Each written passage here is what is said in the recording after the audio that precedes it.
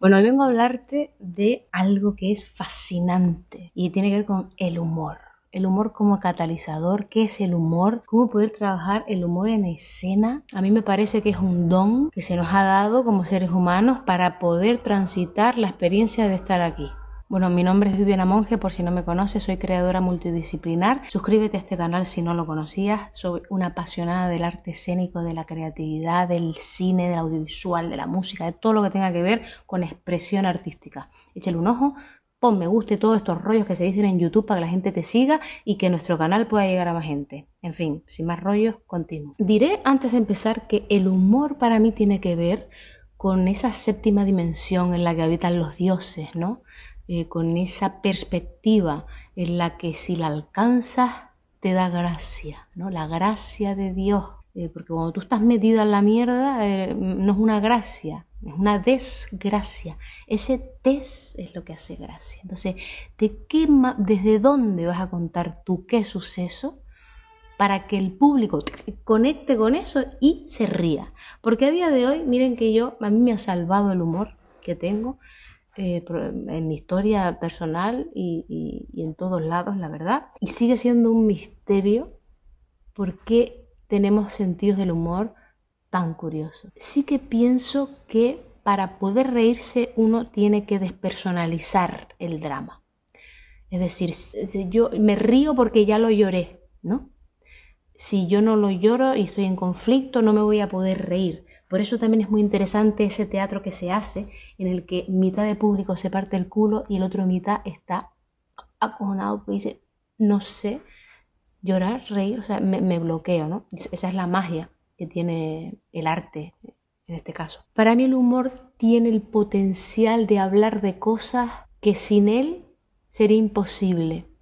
Sería imposible que un público se abriera voluntariamente y con facilidad si tú no utilizas el humor.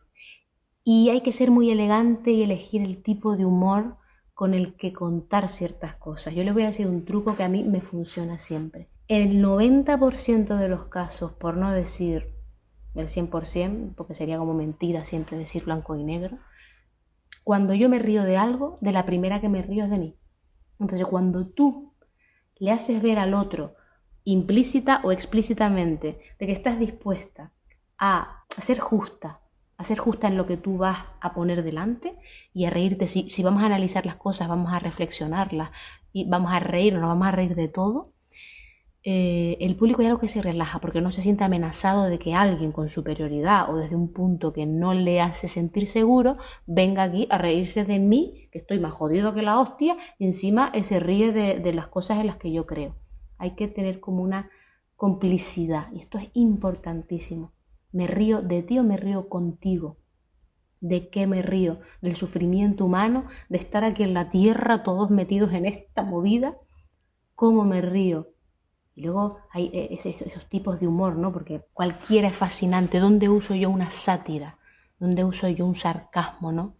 Cuando a mí me parece de las armas más afiladas y más preciosas y elegantes. ¿Cómo puedes hacer daño con una broma? Me refiero, por ejemplo, en la ficción. Estoy hablando de la ficción, no les digo que usen esto en la vida real, pero bueno, que también yo, por ejemplo, prefiero usar eso a una cachetada o un insulto, ¿no?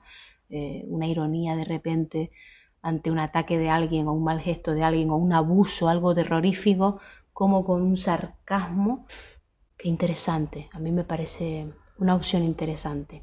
Escénicamente hablando me parece súper teatral. Entonces, cómo usar esa ira, esas emociones tan fuertes con unas energías tan duras y en vez de canalizarlas directamente en violencia física, por ejemplo, o X, como de repente con una broma se canaliza igual, aunque la persona que lo reciba o el personaje que lo reciba se pueda incluso, pues una daga, el público se puede reír porque está en complicidad. Entonces, ¿cuántos bucles de conciencia y de perspectiva puede tener una misma escena? Porque una cosa son los actores, pues los actores pueden estar teniendo una escena lúdica en la que ellos se parten el culo. Pero esto suele pasar. Cuando el actor se parte el culo, no se lo parte el público. Hay que elegir. ¿Me lo parto yo como público o te lo partes tú? Muy pocas veces va en conjunto. Eso suele ser cuando algo ha pasado inesperado y todos todos estamos presenciando un evento y por lo que sea a todos nos hace gracia y entonces el actor tiene que salir de ahí y ahí nos podemos reír todos. Si no, me parece una cagada. ¿Sabe? Cuando el actor o actriz se siente simpático, ¿no? O el humorista se siente simpático y se ríe de sus propias bromas. Yo, por ejemplo, no me hace gracia. A mí no me río. Me parece poco inteligente. O sea, la comedia me parece que es la mejor estrategia para profundizar.